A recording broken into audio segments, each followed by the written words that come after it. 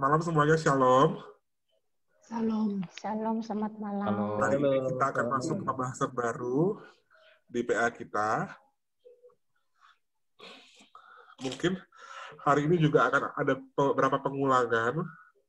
Kita belajar sama-sama, kita ikuti dengan baik, dan kita cari tahu apa yang mau Tuhan ingatkan kembali, apa yang mau Tuhan tegur kembali melalui setiap kita. Yuk, sebelum kita mulai, mari kita berdoa. Tuhan, terima kasih Tuhan untuk malam hari ini. Ketika Tuhan izinkan kami kembali untuk PA, Tuhan, kami menyerahkan setiap kami ke dalam tangan-Mu.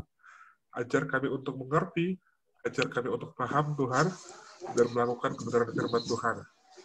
Tuhan yang pimpin juga untuk hamba-Mu yang menyampaikan, dan hamba-Mu yang menjadi moderator. Pimpin setiap kami agar dapat mengarahkan firman-Mu, Tuhan, membawakan firman-Mu sesuai dengan konteks dan sesuai dengan kebenaran yang ada. Tuhan, ini setiap kami, di dalam nama Tuhan Yesus kami berdoa dan mengucap syukur. Amin. Amin. Silakan untuk Silpa. Oke, terima kasih ya. Ya, selamat malam semuanya. Senang malam hari ini kita bertemu kembali lewat Zoom PA malam hari ini. Ya, ini suara saya cukup jelas. Jelas. Oke. Jelas. Ini PA kita malam hari ini sebenarnya ini merupakan kelanjutan dan juga pengulangannya seperti sudah dibilang tadi oleh Contoh Wandi, pengulangan yang beberapa hal sudah disampaikan oleh Boksu Perlindungan pada minggu yang sebelumnya. Dan hari ini kita akan melanjutkan lagi dengan Roma 6 ayat 15 hingga ayat yang ke-23. Boleh saya minta tolong Contoh Edwin bantu saya membacakannya? Terima kasih. Dari Roma 6 ayat berapa tadi Contoh? 15 sampai 23. Oke, saya bacakan ya. Roma Oke, 6 ayat 15 sampai 23. Demikian firman Tuhan. Jadi bagaimana, apakah kita akan berbuat dosa karena kita tidak berada di bawah hukum Taurat, tetapi di bawah kasih karunia? Sekali-kali tidak. Apakah kamu tidak tahu bahwa apabila kamu menyerahkan dirimu kepada seseorang sebagai hamba untuk mentaatinya, kamu adalah hamba orang itu, yang harus kamu taati, baik dalam dosa yang memimpin kamu kepada kematian, maupun dalam ketaatan yang memimpin kamu kepada kebenaran.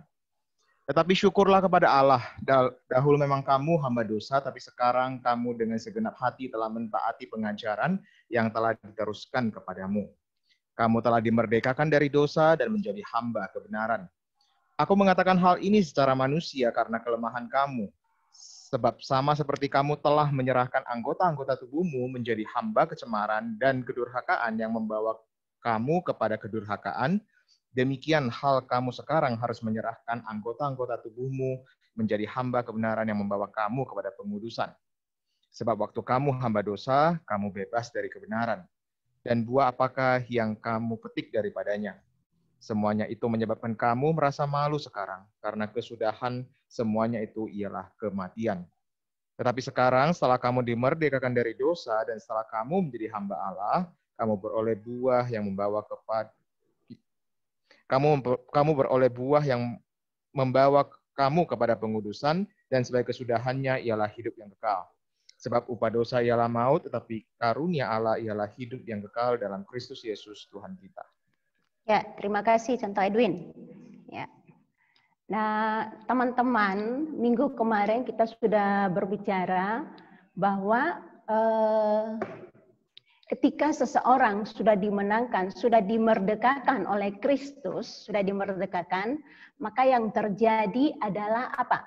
Orang percaya itu tidak akan lagi dikuasai oleh dosa atau jijik terhadap dosa. Dia berasa jijik untuk kembali melakukan dosa yang sudah dilakukannya.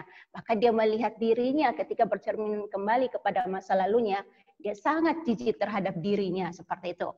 Yang berikutnya lagi, orang percaya tidak lagi berada di bawah hukum Taurat. Tetapi orang percaya sudah berada di bawah kasih karunia. Nah, ayat yang ke-15 ini merupakan penjabaran sambungan dari orang percaya berada di bawah kasih karunia. Ya, Dikatakan seperti begini, lanjut slide berikutnya, contoh Wandi. Bisa nggak? Slide-nya belum ada. Contoh Wandi.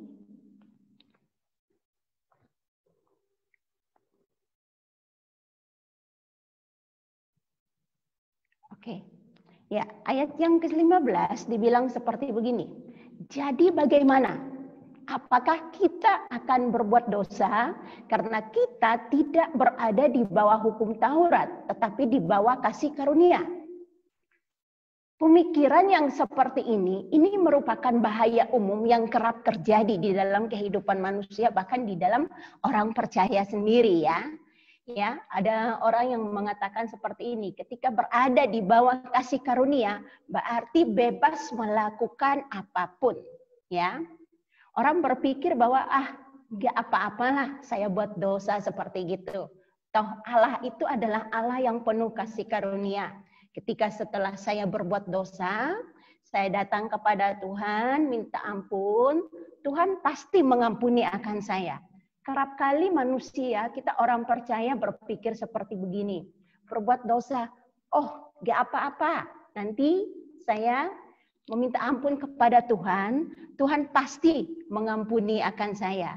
Ya, saya mau katakan di sini bahwa kita berada di bawah kasih karunia, bukan berarti bahwa itu membuat kita bebas untuk melakukan dosa. Ya. Karena apa? Firman Tuhan berkata seperti begini. Jangan kamu menganggap kemurahan Allah itu hal yang murahan, ya. Jangan menganggap bahwa kemurahan Allah itu adalah hal yang murahan. Kita lihat contoh ya jemaat Korintus di dalam 1 Korintus 5 ayat 1 sampai yang kedua ya, saya akan bacakan bagi kita. 1 Korintus 5 ayat 1 sampai dengan ayat yang kedua itu sangat luar biasa. Dibilang seperti begini, memang orang mendengar bahwa ada percabulan di antara kamu, dan percabulan yang begitu rupa seperti yang tidak terdapat sekalipun di antara bangsa-bangsa yang tidak mengenal Allah. Artinya apa? Orang Korintus ini sudah mengenal Tuhan, tapi mereka masih tetap hidup di dalam percabulan, yaitu bahwa ada orang yang hidup dengan istri ayahnya. Wah, sekalipun demikian, kamu sombong. Tidakkah lebih patut kamu berduka cita dan menjauhkan orang yang melakukan hal itu di tengah-tengah kamu? Jadi jemaat di Korintus, ketika Paulus menulis surat Roma ini, dia sementara berada di Korintus, dia melihat bahwa jemaat Korintus ini tidak malu-malu ketika mereka melakukan dosa. Malah mereka menyombongkan diri bahwa mereka sudah melakukan hal-hal seperti begitu. Ya.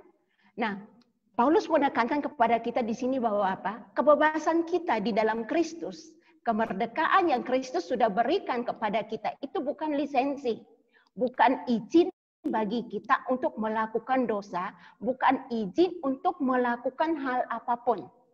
Ya.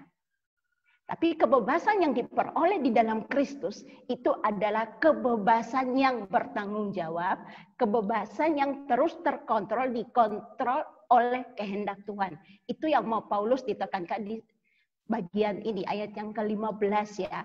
Jadi jangan berpikir bahwa Allah itu adalah Allah yang pemurah, Allah yang pengampun. Saya seenaknya berbuat dosa, melakukan ini dan itu. Setelah itu saya datang minta ampun kepada Tuhan, maka Tuhan akan mengampuni. Hal yang menarik lagi di dalam Galatia 6 ayat 7, dia bilang seperti begini. Jangan sesat, ya, jangan sesat. Allah tidak pernah membiarkan dirinya dipermainkan. Seperti itu. Artinya ini satu peringatan keras bagi orang percaya. Ketika kamu sudah berada di bawah kasih karunia, kamu pun harus hidup sesuai dengan kasih karunia yang sudah kamu terima. Seperti itu. Oke, lanjut contoh Wandi.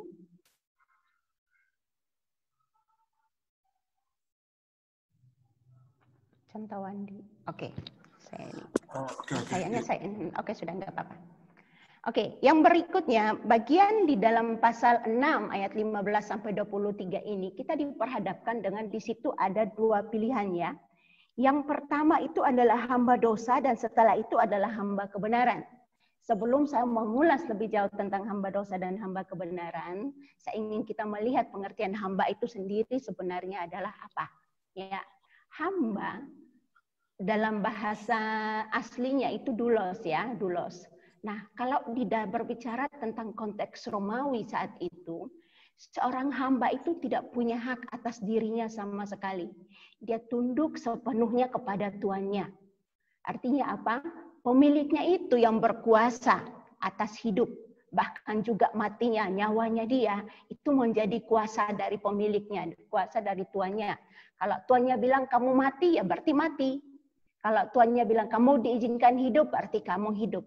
Jadi seorang hamba tidak memiliki kuasa atas dirinya sendiri, bahkan hidupnya sendiri, nyawanya sendiri.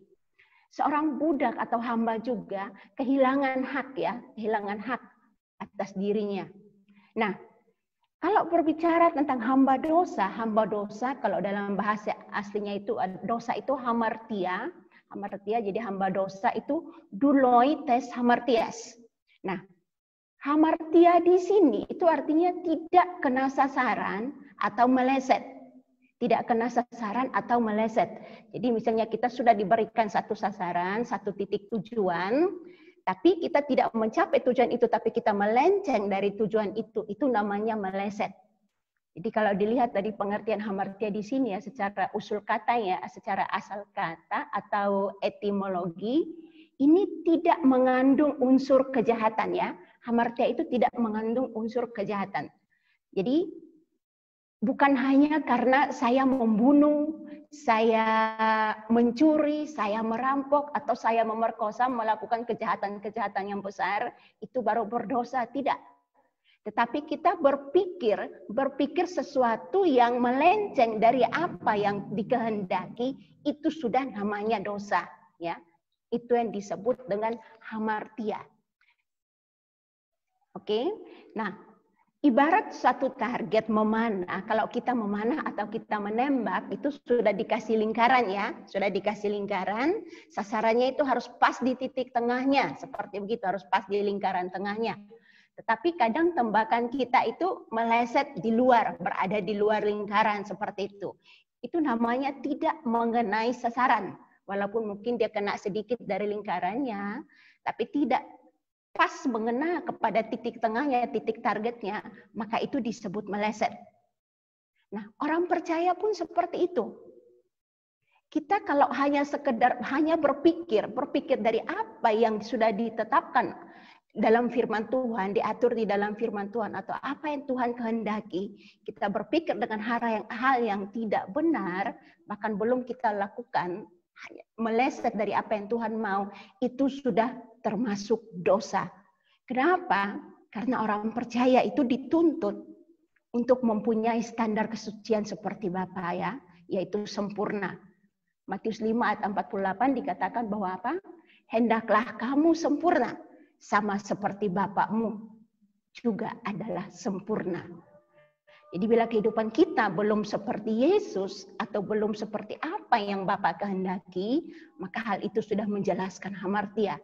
Artinya kita masih berdosa, belum sempurna. Oke? Nah, kalau berbicara tentang dosa, dosa tidak datang kepada kita melalui hal-hal yang sangat menakutkan. Tidak. Dosa tidak datang kepada kita dengan hal-hal yang menakutkan atau hal-hal yang membuat kita melarikan diri, tetapi justru dosa itu datang dengan memiliki sisi kenikmatan. Ya, kalau saya bisa dibilang itu dosa itu feminim, ya, feminin ya. Jadi cantik, kenikmatan, memiliki sisi kelembutan, manis, indah untuk dipandang, ya. Kalau kita lihat di kisah kejatuhan manusia, waktu Adam dan Hawa jatuh ke dalam dosa, di Kejadian 3 ya, Kejadian 3 ayat yang ketiga, ya, Kejadian 3 ayat yang ketiga dibilang seperti begini.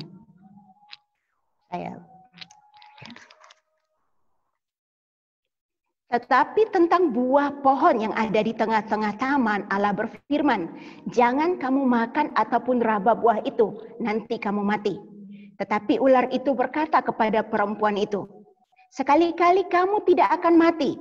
Tetapi Allah mengetahui bahwa pada waktu kamu mau makannya, matamu akan terbuka, jeng gitu matanya jelas. Akan menjadi seperti Allah, tahu tentang yang baik dan yang jahat. Ayat yang ke-6, perempuan itu melihat bahwa buah pohon itu baik untuk dimakan. Yang berikutnya lagi apa? Sedap kelihatannya. Sedap kelihatannya. Lagi pula pohon itu menarik hati karena memberi pengertian. Ya. Jadi dosa itu muncul dengan hal-hal yang nikmat, hal-hal yang menggiurkan, sedap dipandang. Karena saya berpikir kalau dosa itu tentang hal yang menakutkan, pasti tidak ada orang yang tertarik untuk berbuat dosa. Tapi karena dia datang dalam sisi-sisi yang keindahan, maka banyak orang jatuh ke dalam dosa. Dibilang apalagi memesona dan banyak hal lagi keindahan lainnya. Saya masih ingat minggu kemarin kita bahas tentang kehidupan Raja Daud ketika dia berzina dengan Batseba. Dikatakan bahwa apa? Di dalam 2 Samuel 11 ya. Daud berada di suatu rumah dan dia melihat seorang wanita cantik ya sedang mandi, elok parasnya, cantik. Dan disitulah Daud tergoda untuk melakukan dosa seperti itu. Jadi dosa datang kepada manusia bukan dengan hal-hal yang menakutkan. Dia datang dengan hal-hal yang memberikan seperti iklan ya, menarik. Supaya apa? Setiap yang melihatnya bisa jatuh ke dalamnya. Itulah sebabnya apa? Banyak orang Kristen terjebak di dalam dosa. Saat kita diperbudak oleh dosa, ya, kita menyerahkan segala sesuatu yang kita miliki, termasuk anggota-anggota tubuh kita untuk menjadi hamba kecemaran, hamba kedurhakaan. Orang yang menghamba pada dosa adalah orang-orang yang takluk kepada dosa. Mereka adalah orang-orang yang tidak berdaya. Ya, mungkin mereka mau, aduh saya sudah melakukan hal-hal yang seperti ini. Tetapi apa? Mereka tidak berdaya. Tidak berdaya untuk melekaskan diri terhadap dosa. Karena apa? Mereka sudah menyerahkan diri mereka dikuasai oleh dosa. Sudah menjadi hamba dosa. Mereka tunduk kepada otoritas dosa. Seperti itu. Nah, mengapa itu bisa terjadi seperti itu?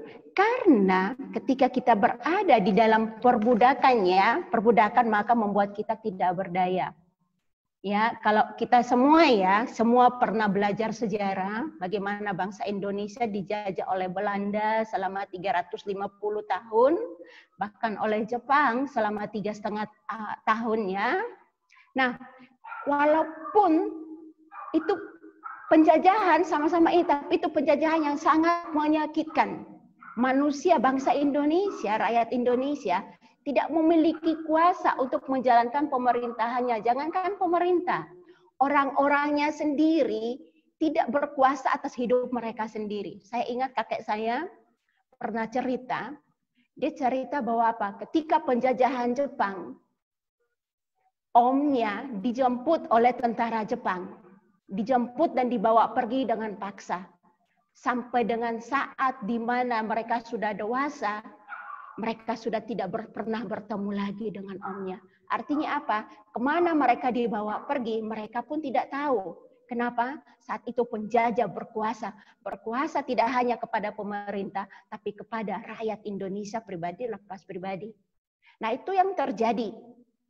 Itu yang terjadi kalau kita menyerahkan diri kita menjadi hamba dosa. Menyerahkan anggota-anggota tubuh kita menjadi hamba dosa atau hamba kedurhakaan. Kita tidak bisa lepas dari dosa itu, ya. Kita tidak bisa lepas. Kita tunduk kepadanya, kita tunduk. Nah, saat kita diperbudak oleh dosa itu, kita menyerahkan semua anggota tubuh kita. Karena itu saya mau bilang di sini apa? Jangan pernah menyerahkan anggota tubuh kita kepada iblis atau kepada dosa. Ketika kita sudah menyerahkan itu, maka yang terjadi adalah apa? Anda akan diintimidasi, ditekan, dikuasai, bahkan diperbudak. Supaya apa? Tunduk kepada otoritas dosa. Kalau kita tunduk kepada otoritas dosa artinya apa? Kita menjadikan setan sebagai tuan kita. Kita Kita menjadikan setan sebagai Tuhan. Kalau kita membiarkan hidup kita, diri kita tunduk kepada dosa atau menjadi hamba dosa. Yohanes 8 ayat 34. Di situ Yesus berkata seperti ini. Aku berkata kepadamu, sesungguhnya setiap orang yang berbuat dosa, dia adalah hamba dosa. Ya. Jadi mari kita tidak menyerahkan anggota-anggota tubuh kita. Karena itu akan menjadi perbudakan bagi kita. Perbudakan bagi kerohanian kita. Membuat kita tidak bisa lepas dari itu. Ya. Yang berikutnya lagi adalah hamba kebenaran. Ya, hamba kebenaran. Kebenaran itu adalah dikaiosune. Nah, hamba kebenaran, edolesete dikaiosune, itu artinya apa? Mengabdi. Mengabdi kepada kebenaran. Artinya apa? Kebenaran itu menjadi Tuhan saya, dan saya sebagai hamba mengabdi kepada Dia. Nah, kebenaran juga menawarkan sisi ketulusan, juga keindahan, juga sesuatu yang menyenangkan. Nah, hal yang menarik di sini dikatakan bahwa apa? Allah adalah representasi dari kebenaran. Ya, sekali lagi, Allah adalah representasi dari kebenaran. Yohanes 14 ayat yang ke-6 dikatakan apa? Aku adalah jalan dan kebenaran. Ya, aku adalah jalan dan kebenaran. Artinya apa? Kita perlu menghambakan diri kita kepada kebenaran, yaitu kepada Allah, kepada Kristus sendiri. Supaya apa? Kita menjadi seperti Dia. Dimerdekakan oleh Kristus. Membiarkan diri kita menjadi hamba kebenaran. Nah, teman-teman, faktanya bagaimana? Faktanya adalah Anda dan saya, kita adalah orang berdosa. Roma 6 ayat 23 sudah jelas mengatakan itu. Yang ayat bacaan kita tadi sudah sangat jelas, kita semua adalah orang berdosa. Kalau kita adalah orang berdosa, maka kita adalah hamba dosa. Memang, dahulu kita adalah hamba dosa. Menurut bacaan kita tadi, ayat yang ke-17.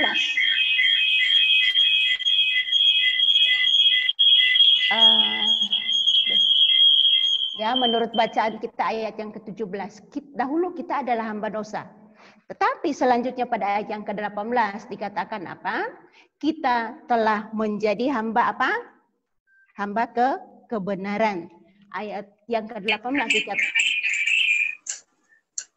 dikatakan bahwa kita adalah hamba kebenaran. Seperti itu. Nah, menjadi hamba kebenaran artinya kita menjadi budak kepada kebenaran. Tunduk kepada kebenaran. Yang artinya tunduk kepada Kristus Yesus sebagai kebenaran itu. Nah, menarik di sini, teman-teman, kematian Tuhan Yesus Kristus dan kebangkitannya yang memerdekakan orang berdosa. Ayat yang 17 dan 18 tadi ya kaitannya ya. Hanya kematian Tuhan Yesus Kristus dan kebangkitannya yang memerdekakan orang berdosa dari yang dulunya adalah hamba dosa menjadi hamba kebenaran. Hanya darah Yesus Kristus yang sanggup memerdekakan orang berdosa. Banyak ajaran dunia yang mengatakan berlomba-lomba. Manusia berlomba-lomba untuk apa? Melakukan segala jenis kebaikan. Berlomba-lomba untuk apa? Menjadi manusia yang baik. Menjadi manusia yang baik. Berlomba-lomba untuk memberikan bantuan-bantuan, menyumbang, atau melakukan hal-hal kebaikan lainnya supaya mereka dijadikan orang yang benar. Tapi saya mau katakan di sini bahwa apa? Allah kita, Allah yang menciptakan Anda dan saya, Allah yang tidak bisa disogok. Ya, Allah yang tidak terintimidasi bahwa kamu melakukan yang benar dan saya harus benarkan kamu. Allah yang tidak terintimidasi bahwa kamu melakukan banyak tindakan-tindakan kebaikan dan saya harus menyelamatkan atau saya harus membenarkan kamu. Atau orang berkata bahwa oh saya dengan rajin mengikuti PA, rajin memberikan persepuluhan, persembahan syukur, rajin beribadah, maka saya otomatis sudah dibenarkan. Saya mau terus terang, saya mau katakan di sini apa? Allah kita adalah Allah yang tidak bisa disogok, Allah yang tidak tunduk kepada usaha dan kebaikan manusia. Kenapa? Karena Dia adalah Allah yang adalah standarnya itu sempurna. Kesempurnaan Allah tidak bisa diukur, tidak bisa dibayar dengan kebaikan manusia. Karena itu jalan satu-satunya adalah melalui kematian anak tunggalnya, Yesus Kristus. Di atas kayu salib, melalui darah yang tercurah di atas Bukit Golgota, semua orang yang percaya dan menerima Dia sebagai Tuhan, di saat itulah mereka dijadikan orang-orang yang benar. Jadi kebaikan, kelebihan manusia tidak otomatis menjadikan manusia itu benar. Tetapi karena kasih sayang Allah, kembali lagi ke ayat yang awalnya, karena kasih karunia Allah semata, manusia dijadikan benar. Ya. Nah, dalam hal spiritual atau dalam hal kerohanian, tidak ada namanya netralitas, tidak ada yang namanya netral. Artinya, saya tidak mau menjadi hamba dosa, tapi saya juga tidak mau menjadi hamba kebenaran. Saya tidak mau menjadi hamba Kristus. Saya berada di tengah-tengah sajalah. Tidak ada di dalam kekristenan, di dalam hal kerohanian, tidak ada seperti itu. Tapi kita dihadapkan hanya oleh dua pilihan. Yang pertama, apakah Anda mau menjadi hamba dosa atau menjadi hamba kebenaran? Tidak ada pilihan. Kalau yang kita baca tadi ya, Roma 6 ayat 15 sampai dengan 23, itu istilah hamba dosa dan hamba kebenaran itu muncul berulang-ulang, hanya dalam beberapa ayat itu muncul berulang-ulang. Artinya apa? Ini sesuatu yang serius, tegas. Tegas bahwa apa? Manusia tidak boleh berpikir bahwa saya harus netral. Tapi kita dihadapkan pada dua pilihan. Kalau kamu tidak memilih yang pertama, berarti kamu harus memilih yang kedua. Kalau kamu tidak memilih menjadi hamba dosa, berarti pilihlah menjadi hamba kebenaran. Kalau tidak memilih pengudusan, berarti pilih kecemaran, seperti itu. Jadi tidak ada yang dibilang, oh saya ada di tengah-tengahnya, seperti gitu. Tidak ada yang netral.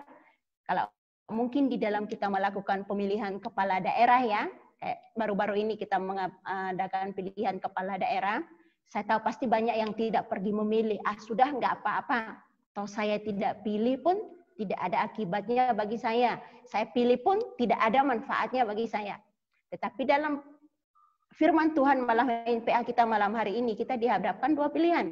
Wajib untuk memilih. Mau menjadi hamba dosa atau hamba kebenaran. Dan masing-masing itu ada konsekuensinya. Pilihan saya apa, itu akan berakibat konsekuensinya apa bagi saya. Pertanyaan saya, di mana Anda saat ini? Ya, di mana Anda saat ini?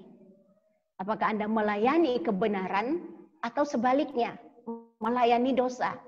Anda menjadi hamba kebenaran atau menjadi hamba dosa? Ataukah mungkin sudah dimerdekakan? Kristus sudah memerdekakan, tapi masih tetap hidup melayani dosa. Nah, ini menarik ketika saya menyiapkan bahan PA ini. Saya ingin di bagian ini ya, contoh Wandi, mungkin kita bisa ya sedikit sharing ya tentang pengalaman kita seperti itu, atau mungkin pribadi, lepas pribadi. Di mana posisi saya saat ini? Silakan contoh Wandi. Iya, banyak ya. Kita banyak berhadapan dengan posisi ini ya. Kita menyadari bahwa kita adalah hamba Kristus, tapi dosa tetap aja dilakukan. Dosa tetap aja dibuat. Ketika salah satu tokoh Alkitab mungkin menyadari bahwa dia adalah hamba Tuhan, hamba Allah, tapi dia tetap melakukan perbuatan dosa, dia tetap mengintip orang mandi, kan?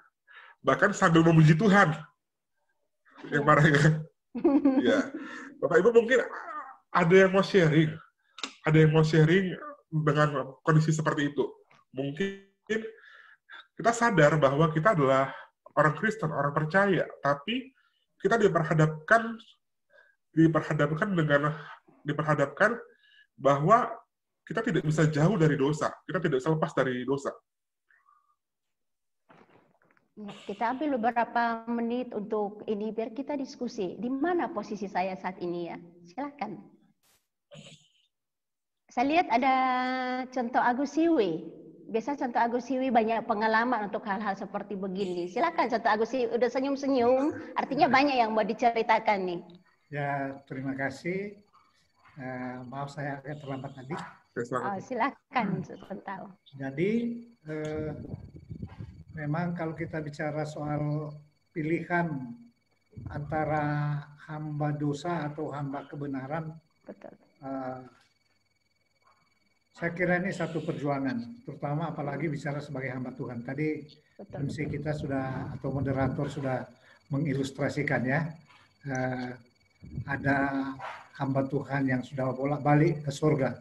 Itu kan bagaimana dia mempertanggungjawabkan itu. Ya, apakah itu kebenaran yang dia sampaikan atau angan-angan atau khayalan. Nah, ini kan susah kita buktikan. Jadi saya pikir adalah satu perjuangan ketika kita berdiri sebagai hamba Tuhan, sebenarnya harus menjalaninya secara holistik. Artinya bukan cuma pada saat kita berkhotbah kita kelihatan sebagai hamba kebenaran, tapi di sisi lain di dalam kehidupan keseharian kita cenderung kompromistis, ya.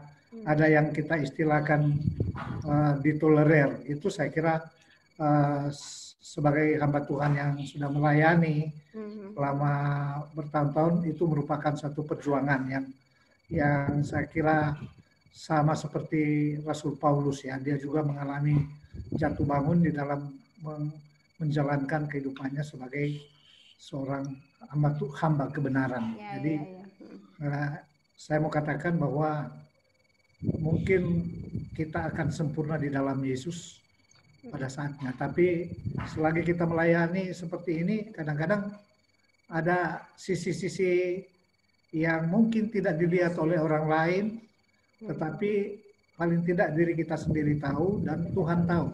Sehingga saya mau katakan kalau dalam sharing ini, bahwa untuk memerankan hamba kebenaran itu adalah satu perjuangan yang harus diusahakan. Proses ya Pak ya. Dan kita yakin lewat pertolongan Roh Kudus kita dimampukan untuk berdiri sebagai hamba kebenaran. Terima kasih. Terima kasih. Kita semua berproses ya. Terima kasih contoh Agus. Ya, bahkan contoh, saya tiap hari itu bergumul terhadap hal ini contoh. Contoh Silpa. Tiap hari saya tuh setiap kali lewat lampu merah, saya bergumul antara mau terobos atau tidak. Wah, itu yang paling nyata dan paling sering ya. Yang paling real. Lampu merah ada 5 saya bergumul antara melakukan dosa atau tidak. Jadi itu tentang ketaatan juga ya. Ketaatan memang itu hal yang sederhana. Seperti tadi pengertian dosa. Hamartia itu sendiri bukan melakukan tindak kejahatan-kejahatan yang besar. Tapi apa? Meleset saja. Itu sudah dosa. Artinya apa? Menerobos lampu merah pun itu sudah dosa. Udah tidak taat kepada pemerintah loh. Yang adalah wakil seperti gitu. Iya. Bayangkan hari Minggu harus berlewatan paling tidak 4 atau 5 lampu merah. Aduh, 5 kali bergumul itu. Aduh. Bapak Ibu mungkin ada contoh-contoh lain yang mungkin lebih hal-hal sederhana. Ya, silakan lagi. Mungkin ada yang mau sharing lagi. Langsung dibuka mikrofon aja, langsung ngomong. Ya. Ibu-ibu biasa lebih real itu. Iya, biasanya dalam kasus mendidik anak-anak, itu biasa itu.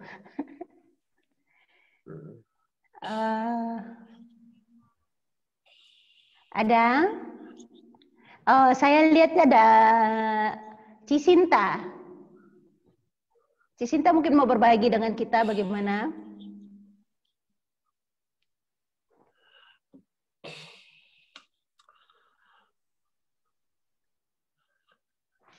Oke, nah kalau nggak ada, saya lanjut lagi. Silakan siapkan mungkin sharingnya. Oke, di terakhir lagi kita akan sharing bersama-sama lagi ya. Saya lanjut lagi. Disiapkan aja lagi ya. Ya, disiapkan aja. Nanti kita lanjut lagi di... Oke, silakan slide berikutnya. Bisa bantu saya contoh, ini agak macet di sini. Oke, contoh Edwin boleh bantu saya. Terima kasih.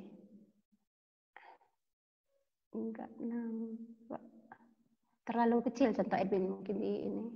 Tunggu ya.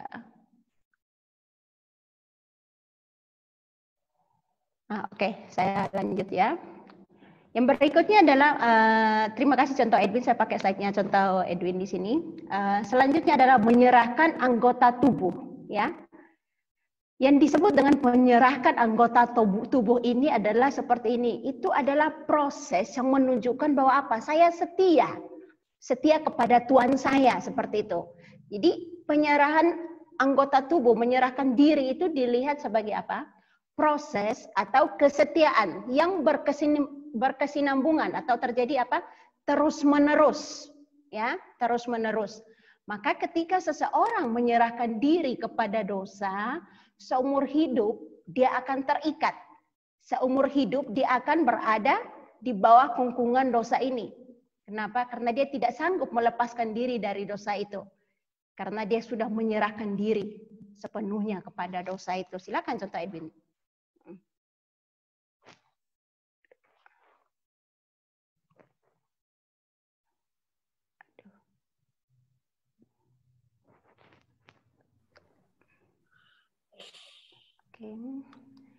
Nah, contohnya seperti misalnya orang yang menyerahkan diri matanya untuk menyaksikan pornografi. Ketika seseorang, ya mungkin dari masa mudanya, bahkan jangankan masa muda, dunia saat ini ya, di mana digital, media komunikasi, media sosial, bahkan gadget itu sudah booming di antara anak-anak, bahkan di bawah umur juga. Ketika kita tidak mengontrol diri dan menyerahkan diri, mata kita ya untuk melihat atau memvisualisasikan untuk pornografi, maka sesaat ketika kita menyelesaikan itu, pikiran kita itu akan terus dikontrol untuk apa? Keinginan untuk terus menyaksikan itu, menyaksikan hal-hal yang pornografi seperti itu. Karena apa? Kita sudah membiarkan pikiran kita, mata kita untuk dimanfaatkan untuk melakukan hal-hal yang seperti begini, ya. Kita menyerahkan diri di bawah otoritas setan melalui pornografi, diperbudak melalui pornografi, ya. Atau orang yang pernah narkoba, orang yang kalau sudah pernah narkoba, wah, itu sulit sekali. Bahkan hampir tidak bisa untuk sembuh.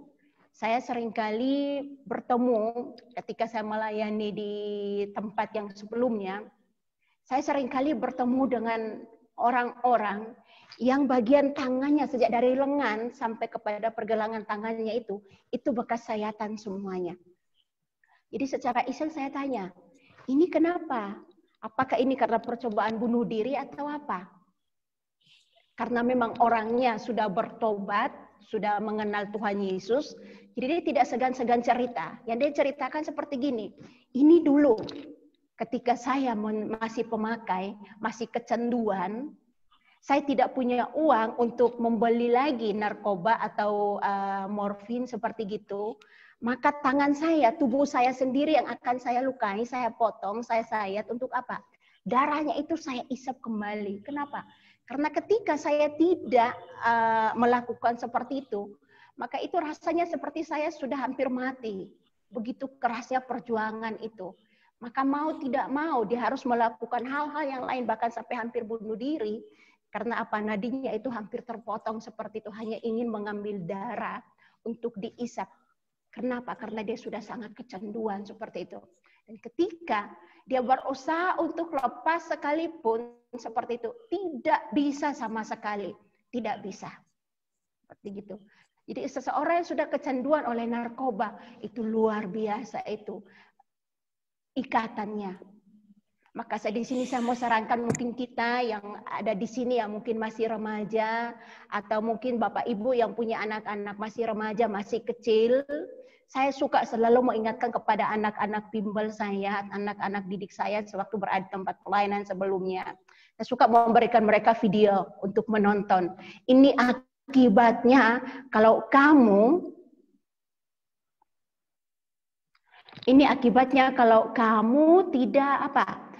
tidak taat dan mencoba untuk mencicipi hal-hal yang memang ketika kamu menikmatinya itu mendatangkan kenikmatan, tetapi itu adalah jeratan yang bisa menghancurkan masa depan sendiri, menghancurkan seumur hidup kamu, seperti itu. Banyak orang juga yang cenderung terikat di dalam seks bebas, mencemarkan tubuh dengan kenikmatan-kenikmatan sesaat. Jadi menganggap seks bebas itu adalah hal yang normal. Tapi saya mau bilang seks itu adalah karunia dan anugerah dari Tuhan. Tapi itu hanya untuk orang yang setelah menjadi suami dan istri. Adam dan Hawa dibilang apa? Mereka diberkati. Setelah itu mereka hidup menjadi satu tubuh, menjadi satu daging. Artinya apa? Seks itu adalah karunia Tuhan. Tetapi ketika Anda salah memanfaatkan itu, maka seumur hidup juga Anda akan diperdaya oleh itu. Oke. Nah, sama saja dengan dosa penyembahan berhala. Ya, dosa penyembahan berhala pun seperti begitu. Seseorang yang sudah menyerahkan diri kepada berhala, maka seumur hidup dia akan terikat dan menjadi budak dari berhalanya. Banyak hal yang sudah mencontohkan itu. Orang berusaha untuk lepas pun tidak akan bisa. Saya pernah melayani satu orang beberapa bulan kemarin ketika saya berada di Tanjung Pinang, seorang bapak-bapak. Dia kerasukan roh ular dan juga roh harimau. Ketika dia berusaha, roh ular itu sudah datang untuk karena memang orang ini sebelumnya saya berusaha melayani dia dan dia mengatakan bahwa dia akan percaya Tuhan Yesus, mau melepaskan diri dari ikatan kegelapan dan percaya kepada Tuhan Yesus. Dan serangan kuasa iblis ini sangat luar biasa.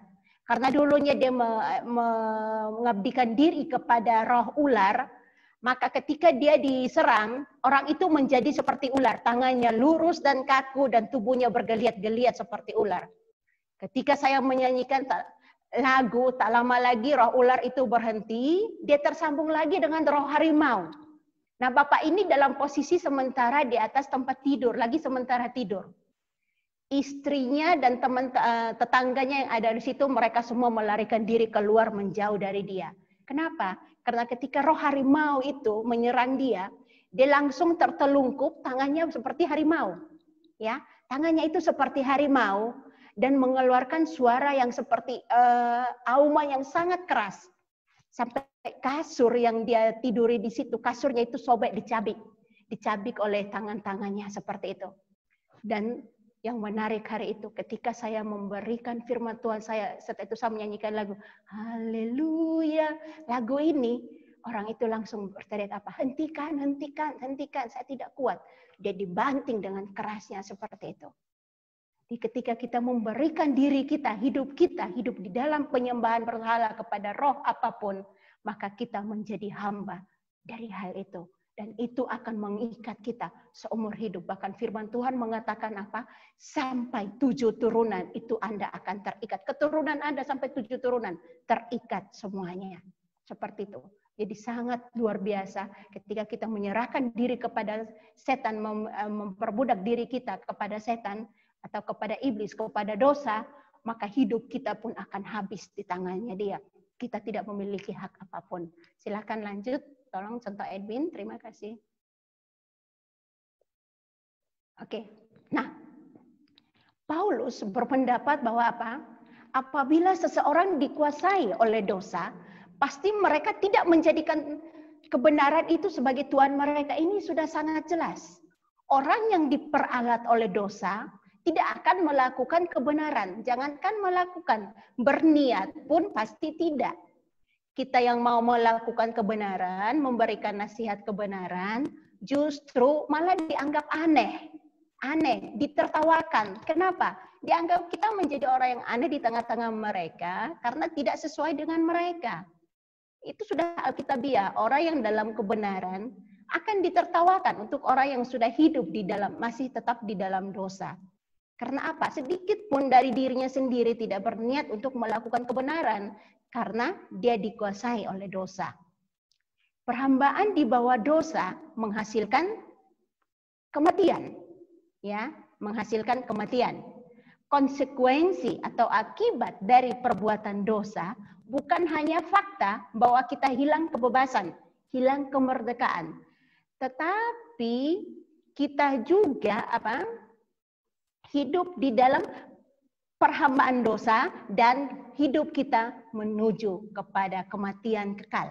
Jadi orang yang melakukan dosa menjadi hamba dosa, dia mati walaupun secara fisik mungkin dia hidup dan sementara berjalan, tapi rohaninya itu mati. Dan ketika dia sudah tidak ada juga mengalami kematian total, kematian kekal. Mereka yang terus-menerus hidup di dalam perbuatan dosa berarti mereka belum dimerdekakan dari dosa. Kata Edwin.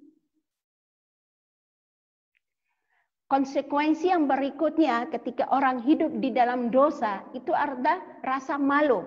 Rasa malu itu bukan saat dia masih menjadi hamba dosa, dia malu melakukan dosa. Kalau dia menjadi hamba dosa, oh senang-senang saja dia melakukan dosa. Tapi yang membuat dia malu adalah ketika dia bertobat. Dia bertobat dan dia melihat kembali dirinya yang dulunya, wah malunya itu luar biasa, seperti itu. Sangat malu. Ya, saya satu orang pribadi ya. Saya ketika melakukan hal apapun, bahkan ketika saya masih menjadi mahasiswa praktek, saya selalu berusaha untuk melakukan, kalau boleh sih dalam pelayan atau dalam apapun, saya tidak melakukan kesalahan. Kenapa? Bukan karena saya takut ditegur. Bukan karena saya takut ditegur atau apa. Tapi ketika saya ditegur, apalagi ditegur ditegur, kamu sudah melakukan seperti begini, berarti ini. Saya akan menerima itu sebagai masukan seperti itu. Tetapi dalam pikiran saya, aduh Tuhan, kenapa saya harus seperti begini? Kenapa saya harus seperti begini? Seperti itu. Rasa malu. Tapi dari situ juga saya belajar bahwa ketika saya ditegur, kalau saya sudah rasa malu seperti itu, maka saya akan berusaha untuk tidak mengulangi lagi apa yang sudah saya lakukan dulu. Tidak mengulangi lagi kesalahan yang sama supaya saya ditegur. Ya.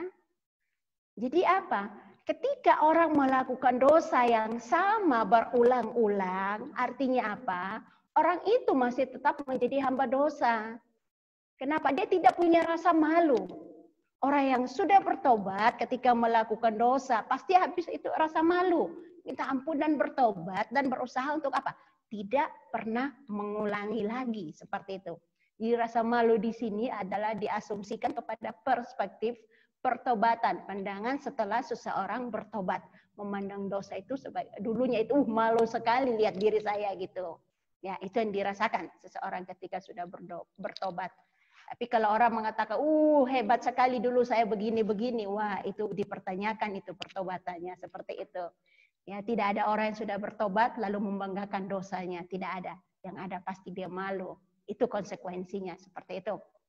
Ya, mereka tidak akan lagi membanggakan dosa, melainkan malu. Ketaatan pada dosa hanya menghasilkan kecemaran yang berujung kepada kematian. Dosa wujud perbudakan yang buruk, sehingga sepatutnya mendatangkan malu pada yang melakukannya. Silakan, Saudara Edwin. Menyerahkan anggota tubuh kepada kebenaran. Nah, masih sama. Perbuatan yang kontinuitas ya, atau berlangsung secara terus-menerus. Nah, yang menarik di ayat kita tadi ya, ada istilah di situ bahwa dimerdekakan. Kata dimerdekakan di sini menunjukkan bahwa artinya ada orang yang memerdekakan. Ada orang yang melakukan itu dan ada objeknya. Manusia berdosa adalah objeknya dan yang menjadi subjek itu adalah Allah. Ya, jadi Allah sendiri yang memerdekakan kita sehingga membuat kita orang berdosa dimerdekakan. Membuat kita orang berdosa dimerdekakan. Status yang baru ini, seperti saya bilang tadi ya, ini bukan hasil upaya orang berdosa. Kenapa? Allah yang lebih dahulu melepaskan dari perbudakan dosa, sehingga mereka mampu hidup sebagai hamba kebenaran, mampu hidup sebagai hamba Yesus Kristus. Serta Edwin? Silakan, Serta Edwin. Oke. Udah. Oke. Tubuh atau hidup kita ini bukan lagi milik kita, melainkan milik Allah. Ya, tubuh atau hidup kita ini bukan lagi milik kita, melainkan milik Allah. Kalau kita lihat di dalam konteks Perjanjian Lama, istilah mempersembahkan kurban artinya apa? Menyerahkan milik kita, walaupun yang kita bawa itu adalah milik kita, tapi kita menyerahkan milik kita itu menjadi milik Allah. Maka ketika dia katakan bahwa mereka makan daging persembahan, itu artinya yang mereka makan, mereka menganggap bahwa mereka memakan itu bukan sebagai miliknya sendiri, tetapi sebagai wujud persekutuan mereka dengan Tuhan. Wujud persekutuan mereka dengan Tuhan. Nah, menarik di sini, teman-teman, menarik ya. Ketika seseorang menyerahkan dirinya kepada Tuhan, menyerahkan dirinya kepada Allah, yang dulunya mungkin dia belum bertobat dan memakai matanya untuk melakukan hal-hal yang tidak baik, melihat hal-hal yang tidak baik, contohnya seperti tadi pornografi. Ketika dia sudah bertobat, dimerdekakan oleh Allah menjadi hamba kebenaran, menyerahkan dirinya kepada Allah, maka ketika dia matanya atau pikirannya membawa dia untuk menuju kepada melihat hal-hal yang seperti itu, pasti dia diingatkan.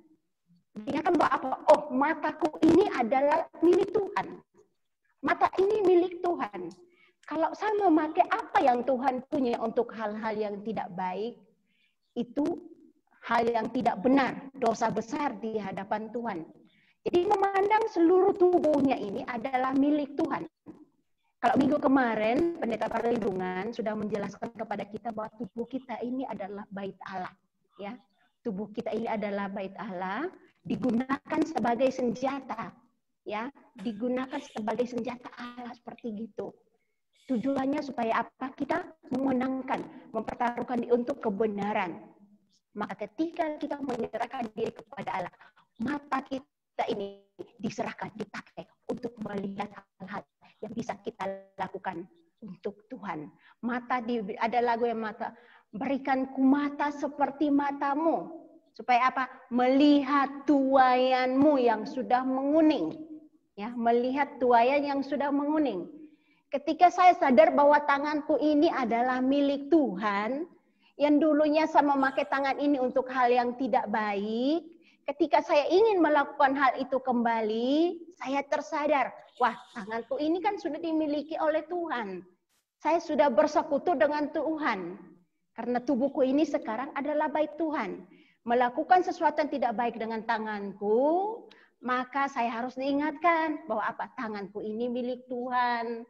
Tuhan tidak akan senang ketika saya menggunakan tangan miliknya ini untuk hal-hal yang tidak baik. Karena tangan kita dipakai untuk apa? Untuk bekerja, menuai apa yang sudah Tuhan siapkan. Ya, kaki. Dibilang apa? Berikanku kaki untuk melangkah dalam kehendakmu, berikanku kaki seperti itu. Tapi ketika kita memakai kaki kita membawa tubuh kita untuk pergi ke tempat-tempat yang tidak baik, mungkin ke diskotik atau kepada tempat-tempat yang dulu kita sebelum bertobat kita pernah pergi, maka ketika kita sudah bertobat, menyerahkan diri ini sebagai hamba kebenaran, menyerahkan tubuh ini sebagai hamba kebenaran, melakukan itu, wah kakiku ini kan milik Tuhan. Masa mau saya bawa pergi lagi ke tempat-tempat yang tidak betul? Seperti begitu. Di apapun yang kita lakukan, ketika kita menyadari bahwa tubuh kita ini seluruhnya adalah milik Tuhan, maka semua pasti kita diingatkan. Diingatkan dan akan terus diingatkan. Ya. Jadi menjadi hamba kebenaran, saya setuju dengan contoh Agus dan juga contoh Wandi tadi mengatakan bahwa kita itu semua dalam proses. Dalam proses seperti itu. Tapi ketika kita dalam proses, ketika kita berada bersama-sama dengan Tuhan, selalu meminta penyertaan Tuhan untuk menguatkan kita, menyertai kita setiap saat, maka saya mau bilang, seluruh hidup kita akan dituntun saat demi saat. Mungkin satu saat kita akan terjatuh. Tapi firman Tuhan jelas menjamin di situ bahwa orang benar tidak akan pernah jatuh sampai tergeletak. Dan ingat, orang benar, orang yang hidup sebagai hamba kebenaran, tidak akan melakukan dosa yang sama berulang-ulang. Kenapa? Kita adalah hamba kebenaran yang menyadari bahwa tubuhku ini adalah milik Tuhan. Seluruh anggota tubuhku ini harus dipakai untuk hal-hal yang mau Tuhan untuk saya kerjakan. Seperti begitu. Ya. Contoh Edwin silahkan. Maka mempersembahkan tubuh kepada Allah berarti seluruh hidup kita adalah milik Allah. Baik hati, pikiran, bahkan tindakan kita harus sesuai dengan kehendak Tuhan. Atau tunduk sepenuhnya dalam ketaatan kepada Allah.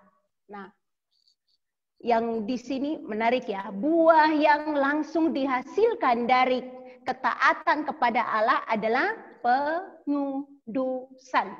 Adalah pengudusan.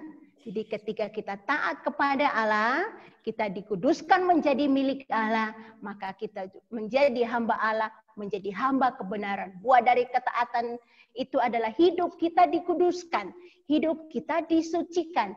Dari yang dulu dianggap menjijikkan, dianggap najis, ketika kita menjadi hamba kebenaran, disucikan dan dipakai sepenuhnya. Bahkan dikatakan apa? Tubuh kita itu menjadi bait Allah. Seperti itu, menjadi bait Allah. Ya, menarik. Oke, contoh Edwin, silakan. Dosa membayar upah kepada orang-orang yang menghamba untuknya dengan maut atau kematian kekal. Tetapi karunia Allah ialah hidup yang kekal di dalam Yesus Kristus Tuhan kita. Karunia kemurahan Allah berupa kelepasan dari belenggu dosa dan tindakan Allah mengubah keseluruhan diri orang berdosa itu adalah hidup yang kekal. Hidup dalam kekekalan hanya dapat dijumpai di dalam satu orang, yaitu di dalam Kristus Yesus. Ya, dengan mengabdi kepada Kristus, kita menjadikan Dia sebagai Tuhan dan Tuan atas hidup kita. Silakan contoh Edwin. Oke, aplikasinya. Ini menjadi pertanyaan aplikatif ya. Apakah Anda saat ini sedang diperhamba atau diperbudak oleh dosa? Apakah Anda sedang diperhamba oleh dosa yang begitu mengikat? Kalau seperti begitu, apakah Anda mau untuk lepas dari itu? Solusinya sudah saya berikan tadi ya, hanya dengan percaya kepada Yesus Kristus bahwa kematian dan kebangkitannya menyelamatkan dan membebaskan saya. Ataukah Anda ingin hidup dalam perhambaan akan kebenaran? Yakni dimerdekakan. Jika ya, maka yang menjadi majikan atau juragan atau tuanmu adalah Tuhan Yesus. Dengan ending atau akhirnya adalah apa? Kehidupan kekal. Di mana pilihan Anda? Silahkan contoh Andi. Oke, hari ini kita belajar menarik ya contoh. Kalau minggu-minggu lalu kita ngomongin soal dosa, ini dosa dicantolkan dengan predikat hamba. Dosa dicantolkan dengan predikat hamba. Kalau kita masuk ke bagian-bagian berikutnya, nanti ada hal-hal lain yang juga dipredikatkan dengan predikat hamba. Hamba. Kalau menurut Chandra ya, kira-kira kenapa hamba di sini ya, mungkin agak sedikit diulang contoh. Kenapa hamba digunakan untuk mempredikatkan manusia berdosa? Hamba digunakan untuk apa? Iya. Digunakan untuk menjelaskan hamba dosa. Kenapa nggak pakai orang berdosa, manusia berdosa, tapi dia pakai hamba, Paulus? Ya, yang seperti saya bilang di sini tadi, karena Paulus dia menuliskan surat ini kepada orang-orang Romawi, yang di dalam konteks saat itu banyak orang-orang yang diperhamba, diperbudak saat itu. Dan di dalam konteks mereka, seorang hamba itu tidak memiliki hak sama sekali atas hidupnya. Tidak memiliki hak sama sekali atas hidupnya. Bahkan ketika tuannya mengatakan bahwa oke, kamu mati hari ini, berarti harus mati saat itu. Dia tidak memiliki hak untuk hidup sama sekali dalam diri. Tidak memiliki kebebasan. Dan dia juga apa? Dia harus tunduk sepenuhnya. Kalau tuannya bilang ke kiri, tuannya bilang ke kanan, tuannya bilang duduk, berdiri, makan. Kalau tidak boleh makan, kamu tidak boleh makan, walaupun kamu harus mati kelaparan. Harus tunduk sepenuhnya. Nah, orang yang memberikan diri kepada dosa, berbuat dosa ya seperti begitu. Tunduk kepada dosa. Bapak Ibu, mungkin ada nggak? Kita udah kunci nih ya. Kenapa diberikan sebagai hamba? Bapak Ibu pernah nggak merasa hal yang sama seperti yang dikatakan oleh contoh Silpa, merasa bahwa dosa begitu mengikat, saya diarahkan secara tidak langsung ke kanan, saya diarahkan secara tidak langsung ke kiri, pernah nggak ada Bapak Ibu mungkin yang mengalami hal seperti itu? Secara tidak langsung. Dosa itu begitu mengikat sampai saya secara nggak sengaja saya terarah, bahkan arahnya tersebut makin parah. Ada nggak mungkin Bapak Ibu yang di sini pernah mengalami hal tersebut? Yang menarik, kalau ada silakan direspon aja ya. Yang menarik contoh Silpa. Ya. Yang menarik contoh Silpa, yang di sini satu hal yang menarik lagi ya. Kata hamba di sini udah jelas diperhamba, tapi ada kesadaran bahwa seolah-olah kita tidak diperhamba, padahal diperhamba. Ya, karena memang dia sudah terikat. Itu menarik ya. Jadi nggak sadar, dia sudah sendiri terikat. Tidak sadar, terikat sekali. Bahkan pikirannya sendiri dikuasai. Karena saat itu dikuasai sepenuhnya. Seluruh kehidupannya itu dikuasai. Tidak ada satupun tersisa dalam dirinya yang tidak dikuasai, seperti itu. Atau tidak ada satu bagian pun dalam dirinya yang tidak diperhamba. Nah, kalau saya diperhamba... Saya pernah baca buku Andar Ismail kan. Andar Ismail ngecek bahwa dia sudah diperhamba atau tidak kan. Dia tulis daftar-daftar dosa. Terus dia tuliskan sudah seberapa banyak daftar dosa yang dia buat. Ada nggak kecenderungan dosa yang udah dia buat tapi dia nggak tulis? Berarti secara tidak langsung dia sudah diperhamba tanpa disadari dia. Tanpa disadari dia. Iya. Jadi tanpa pengetahuan. Oke. Bapak Silakan Ibu, mungkin ada yang lain. Silakan mungkin. Atau para contoh-contoh. Ya, ada contoh Edwin.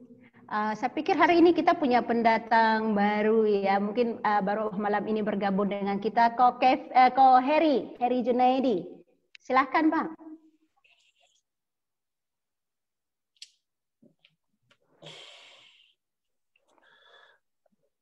Silakan. Kita mengawali ini minggu kedua PA ya. Minggu kedua hari ini ya. Silakan. Ya, dengan keberanian lebih lah. Ya, silakan. Ada banyak contoh, ada contoh Tiur, contoh Purnama, contoh Dinda, contoh Edwin. Silakan mungkin ada yang mau berbagi. Contoh Ini Edwin juga banyak loh dilema gini juga banyak dihadapi oleh mahasiswa teologi.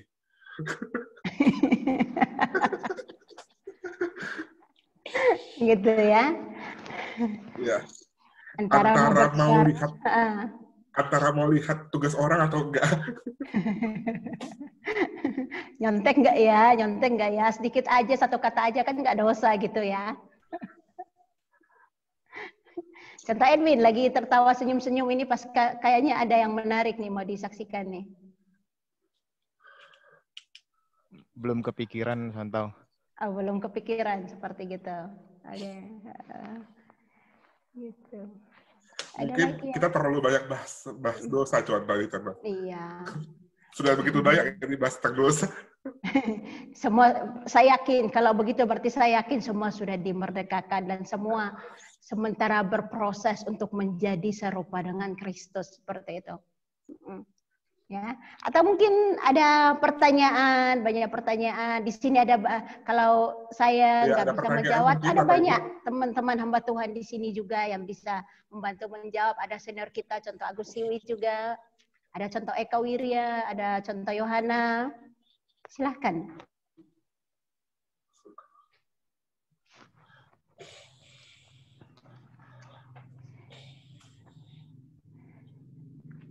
Atau mungkin ada berpikir, kalau saya melakukan seperti begini, ya bagaimana akibatnya? Atau ya, saya mungkin sedikit kesaksian juga ya. Dulu ketika saya belum menjadi mahasiswa teologi dan saya terpanggil untuk menjadi hamba Tuhan itu tahun 2000. Nah, dalam tahun 2000 itu saya sementara bekerja. Saya sementara bekerja sebagai TKI di Hong Kong, seperti begitu. Tahun 2000 itu saya sudah 3 tahun berada di sana.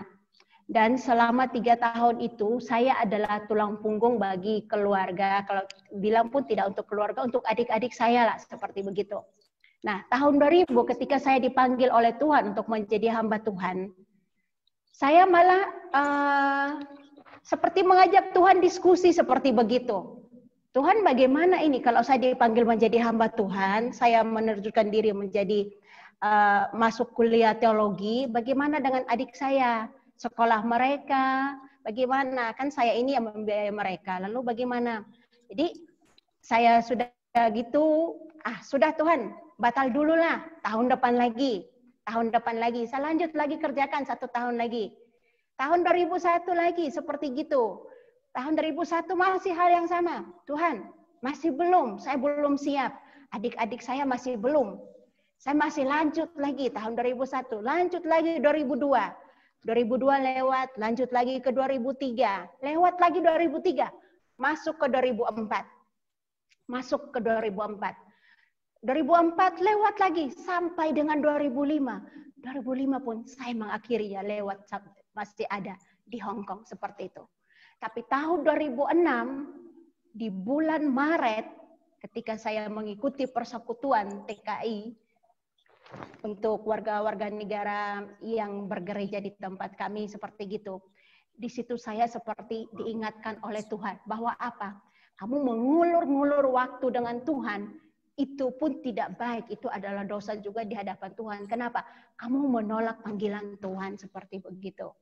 Toh apa? Kalau Tuhan yang sudah memanggil kamu, kamu boleh mempersoalkan bagaimana keluarga kamu dihidupi. Bagaimana saudara-saudara kamu akan melanjutkan studi mereka. Apakah kamu kurang yakin bahwa Tuhan yang memanggil kamu? Kalau kamu yakin bahwa Tuhan yang memanggil kamu, percayalah, saudara-saudara kamu pun ada di dalam tanggung jawab Tuhan. Jadi yang mau saya saksikan di sini adalah apa? Kita orang percaya sering sekali loh meragukan Tuhan. Sering sekali kita meragukan Tuhan. Kadang kita berpikir bahwa Tuhan ini saya tidak sanggup. Saya membaca satu buku yang menarik, dikatakan di situ bahwa apa? Ketika seorang yang sudah percaya dan berserah seutuhnya kepada Tuhan, ketika dia meragukan akan kemampuan Tuhan menghidupi dirinya, bertanggung jawab atas dirinya, itu pun adalah dosa besar di hadapan Tuhan. Kenapa? Kita meragukan Tuhan sanggup menolong saya atau tidak. Mungkin teman-teman ada yang punya pengalaman seperti saya juga seperti itu. Silakan. Silakan Bapak Ibu. Atau mungkin ada yang punya pertanyaan. Contoh, Ya. saya muncul satu pertanyaan contoh.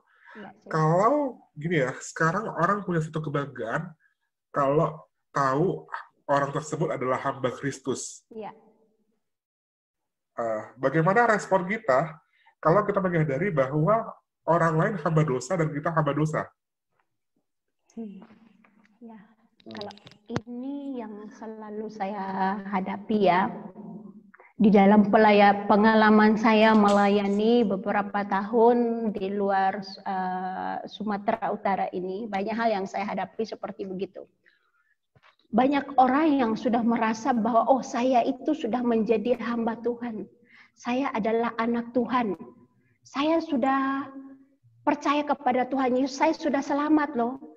Kok kamu belum mau percaya Tuhan Yesus? Kok kamu belum selamat? Jadi karena dia sudah diselamatkan, dia merasa dia sudah selamat dan dia pasti masuk surga. Akhirnya apa? Dia menganggap remeh. Bahkan menganggap orang yang belum percaya kepada Tuhan Yesus, yang tidak mau menerima Tuhan Yesus sebagai juru selamatnya itu, menganggap mereka itu, kamu apa ya dia bilang, kamu masih hina lah seperti itu, masih belum layak. Saya ini sudah paling terbaik, saya ini paling benar lah seperti itu. Karena saya sudah memilih hal yang benar seperti itu. Tapi Bapak Ibu, teman-teman semua, saya mau katakan di sini bahwa apa? karunia keselamatan yang diberikan Tuhan kepada kita bukan untuk kita sombongkannya. Ketika kita diselamatkan, di situ juga kita diberikan tanggung jawab untuk apa? Membawa orang-orang yang belum percaya itu untuk mengenal Kristus. Kenapa? Kita diberikan tanggung jawab untuk membawa mereka. Keselamatan yang kita terima itu dibarengi dengan tanggung jawab, dibarengi dengan tugas. Bukan hanya seperti itu aja. Jadi ketika kita sudah merasa saya menjadi anak Tuhan, saya menjadi hamba kebenaran, lalu kita menganggap remeh orang-orang yang lain yang tidak sama seperti kita, saya pikir kita pun berdosa seperti begitu. Karena kita tidak menyadari betul bahwa keselamatan yang diberikan kepada kita itu dibarengi dengan tanggung jawab untuk melihat mereka itu sebagai orang-orang yang perlu kita tolong, seperti itu. Kita bisa lihat juga dari teks ini ya, contoh. Ya. Bahwa hakikat awalnya sebenarnya kita hamba dosa. Betul. Sama-sama hamba dosa. Karena Kristuslah kita menjadi hambanya. Ya, karena itu jangan membanggakan diri sama sekali kan. Mungkin ada lagi? Mungkin ada lagi? Kalau tidak ada, kita akan sudahi saja. Silakan. Ya, silakan. Oke, Cik Kristi. Ya, saya pernah dengar pas di PA lah. Dulu saya pernah ikut ini PA Kitab Roma juga. Waktu itu pembicaranya bilang kalau kita ini masih hamba dosa, itu manusia itu tidak berdosa ya. Iya.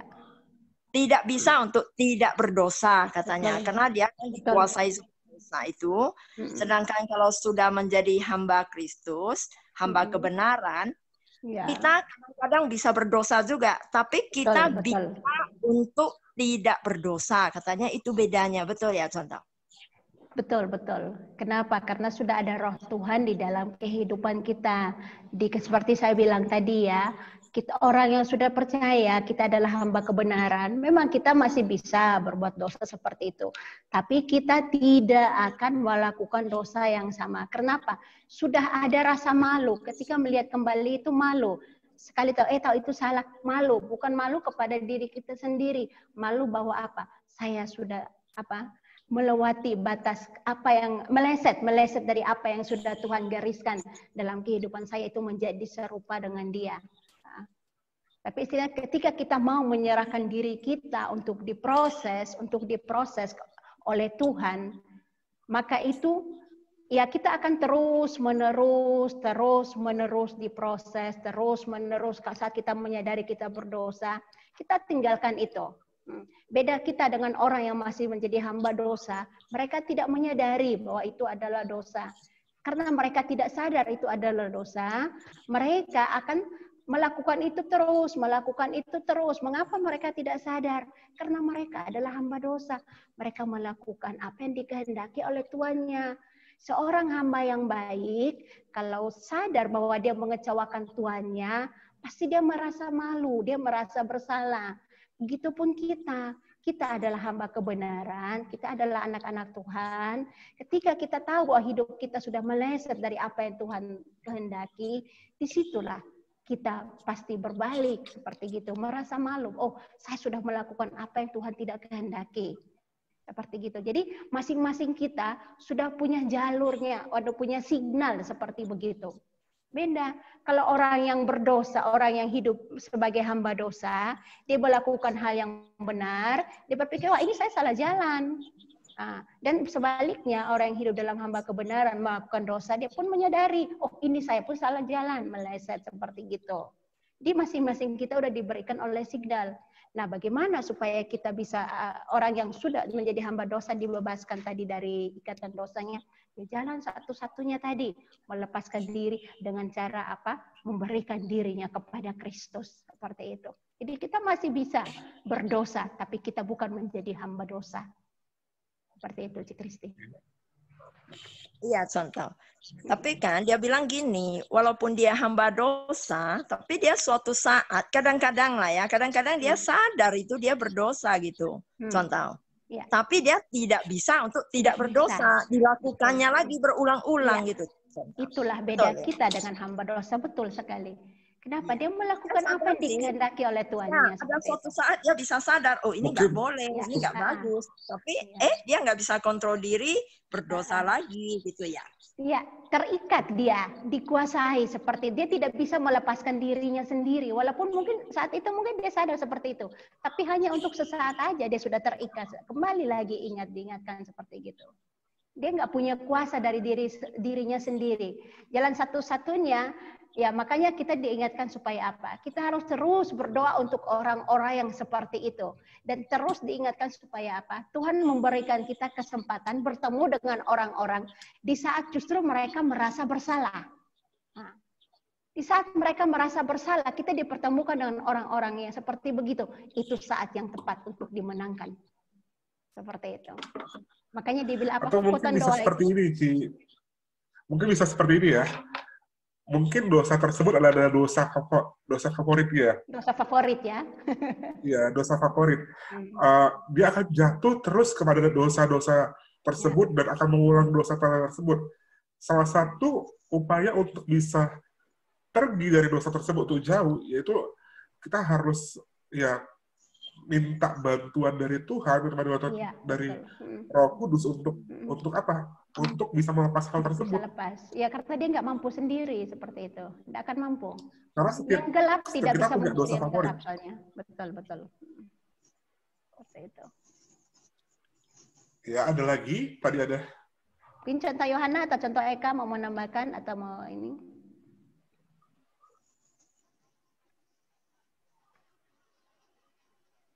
Ya, yang tadi pertanyaan ini dari ya Ibu Kristi ya, Xiaoling. Nah, memang ketika seseorang masih hidup dalam dosa atau hamba dosa, dia tidak mungkin dapat melakukan yang benar. Tapi ketika seseorang sudah sudah percaya Tuhan, dia bisa jatuh dalam dosa, bisa berulang kali masih berdosa, bisa. Kenapa? Karena ini masalah hatinya.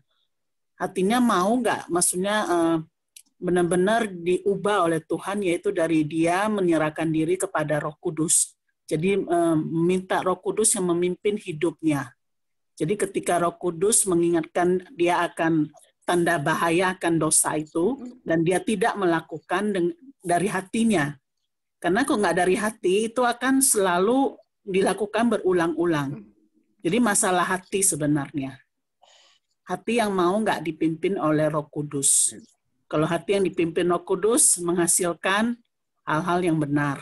Seperti yang dikatakan Galatia 5, 22, 23. Nah, itu tambahan dari tadi, dari ini ya, penjelasan Contoh Silva sama Contoh Wandi. Oke, terima kasih Contoh. Ya, silakan mungkin ada yang mau menambahkan. Atau Contoh, saya mau sharing dikit ya. Silahkan. Saya waktu mau baptis kayaknya 2012 tanggal 16 Desember kan saya baptis. Ya. Pas 8 tahun waktu itu gembala sidangnya Bok Susunario lah. Iya. Saya bergumul kali, saya takut suami saya nggak kasih. Jadi yang bawa saya selamanya saya nggak ke gereja 40-an tahun sejak saya tamat SD Kalam Kudus 74 kan. Saya kan nggak sekolah di Kalam Kudus lagi. Saya sebenarnya dulunya rajin kali sekolah minggu. Kenapa? Kan tiap minggu dapat stiker itu yang kecil-kecil itu.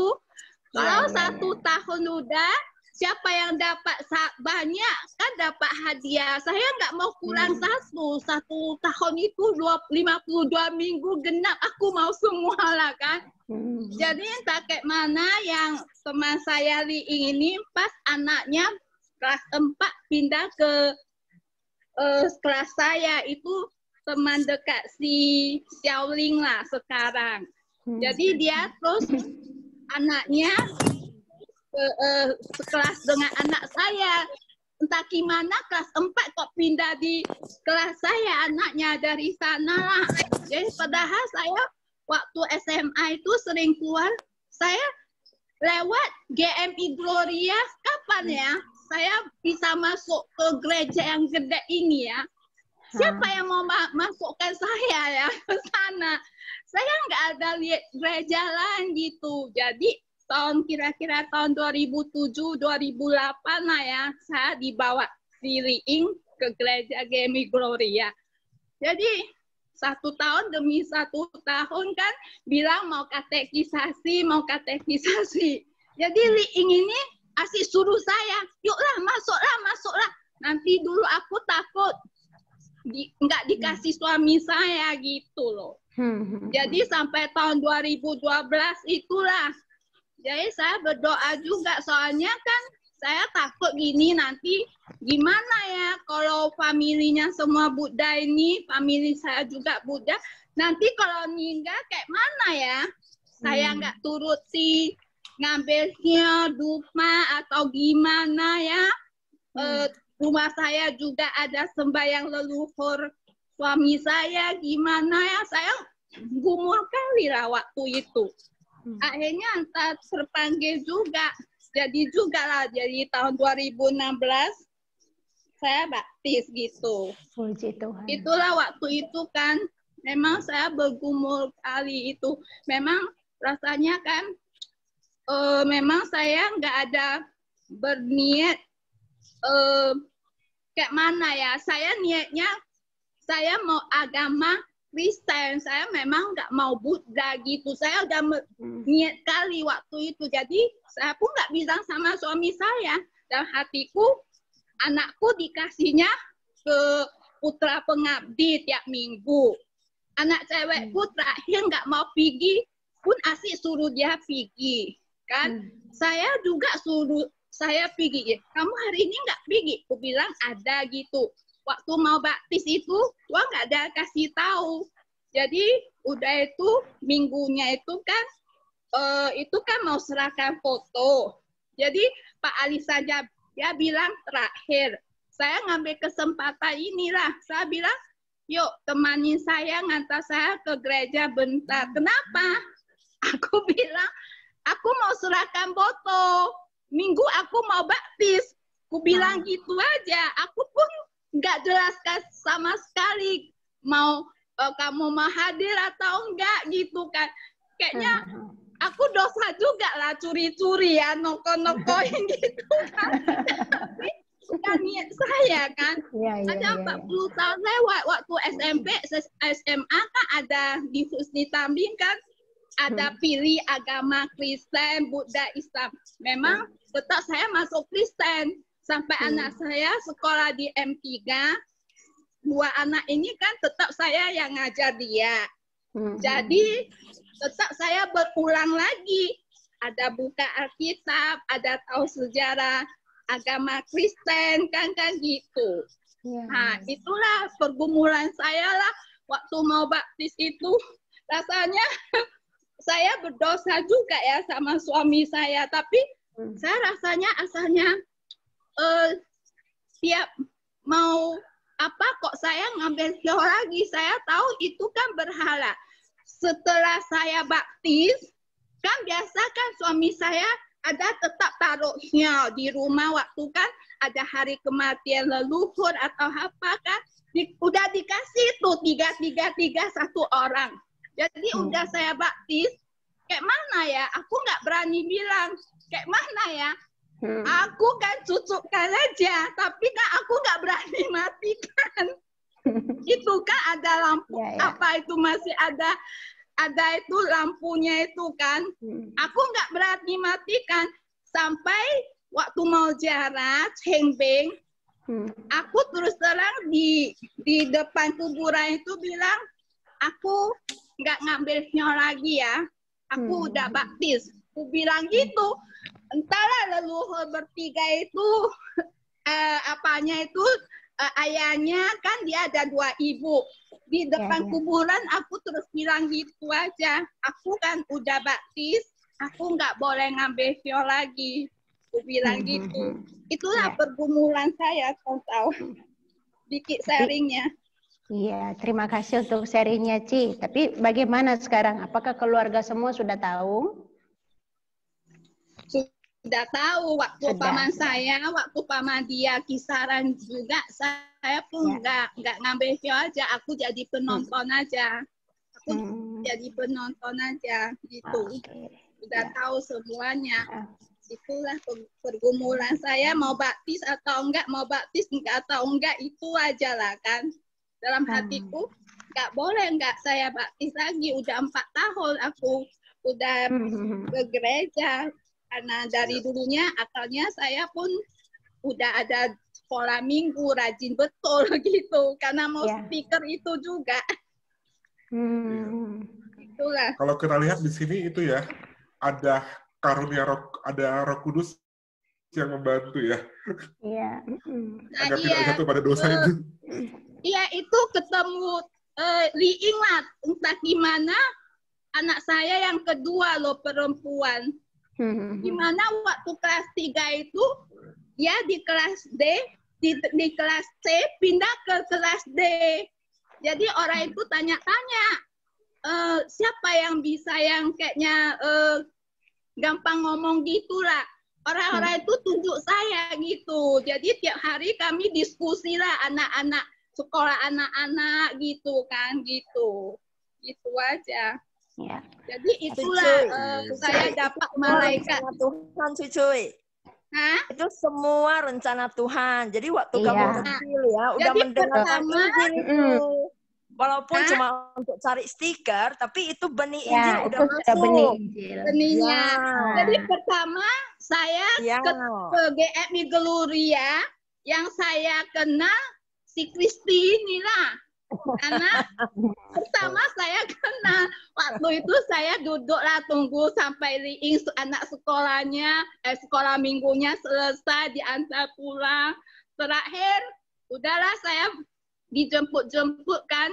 Ya udah aku bilang udahlah nggak apalah, suami saya mau ngantar saya kok, diajak-ajak aja aku loh kan. Jadi katanya, ya kan udah kasih, kamu terus baptis lah, nanti dulu.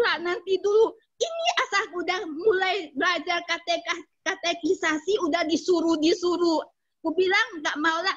Kamu ini tahun 2012 udah mau loh. Nanti bulan Desember aja ya, lebih bagus lah ya katanya waktu Natal. Ya, kata aku berdoa aja lah ya. Jadi itu benar-benar pertolongan Tuhan ya untuk Kisumiwati supaya bisa mengenal Tuhan. Jadi benih firman Tuhan yang sudah didengarkan dari kecil itu terus bertumbuh dan buahnya itu benar-benar dinikmati di tahun 2014 ketika dibaptis itu ya. Pernah waktu SMA saya pernah ke jalan Karimun, kata orang itu si Kingi atau apa, tapi aku pergi sendiri loh nengkak, tapi nggak ada orang tegur saya. Jadi aku pun sekali aja, entah kayak mana kok aku nengkak pergi sendiri gitu di jalan Karimun. Jadi aku tanya-tanya, orang itu bilang entah itu gereja Kimi atau apalah dulu, udah lama lah waktu SMA. Itulah pekerjaan Tuhan. Jadi kita manusia ya tidak bisa membatasi pekerjaan Tuhan dengan caranya dia ya. Itu luar biasa, kebaktiannya sangat luar biasa. Semangat Cik, semangat, Tuhan berkati. Oke, silakan Cik Wendy. Ya, karena waktu yang terbatas, Bapak Ibu, kita akan akhirin PA kita pada malam hari ini. Kita menyadari bahwa hari ini kita belajar satu level daripada dosa, yaitu hamba dosa. Setiap kita adalah hamba dosa, dan Kristus telah datang bagi setiap kita. Kristus telah hadir bagi setiap kita, merubah status kita dari hamba dosa sebagai hambanya, hamba Allah, hamba Kristus, dengan pengorbanannya. Allah yang memerdekakan dosa, yang memerdekakan hidup kita, kita dan memperbarui status kita sebagai hamba. Oke, Bapak Ibu, contoh Silva ada yang tambahan lagi contoh? Sudah cukup contoh, terima kasih. Oke, kita akan akhiri PA kita pada malam hari ini. Minta contoh Yohana untuk kita dalam doa. Ya, mari kita berdoa ya. Tuhan, terima kasih hari ini kami boleh belajar satu hal yang penting tentang status kami sebagai orang yang sudah dibenarkan, yang seharusnya hidup sebagai hamba kebenaran.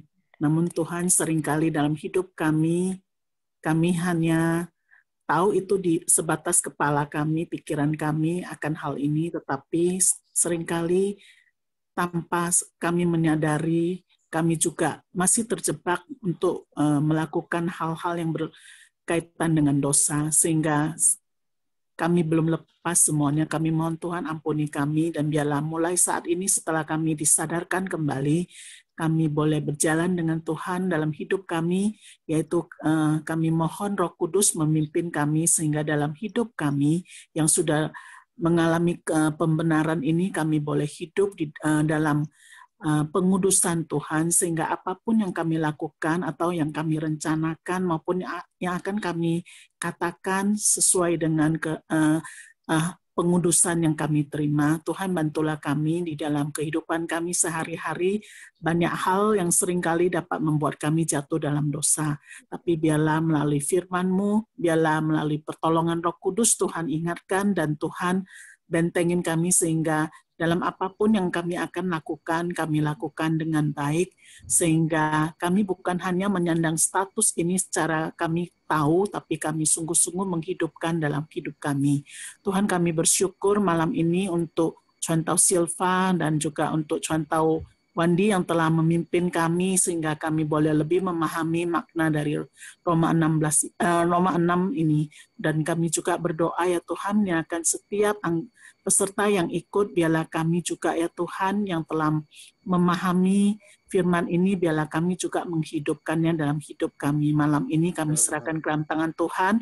Tuhan pimpin, Tuhan sertai, dan kami juga berdoa untuk minggu depan, untuk penyaji maupun juga untuk moderator, biarlah Tuhan juga siapkan. Terima kasih Tuhan, segala puji syukur kami kembalikan pada Engkau di dalam nama Tuhan Yesus. Amin. Amin.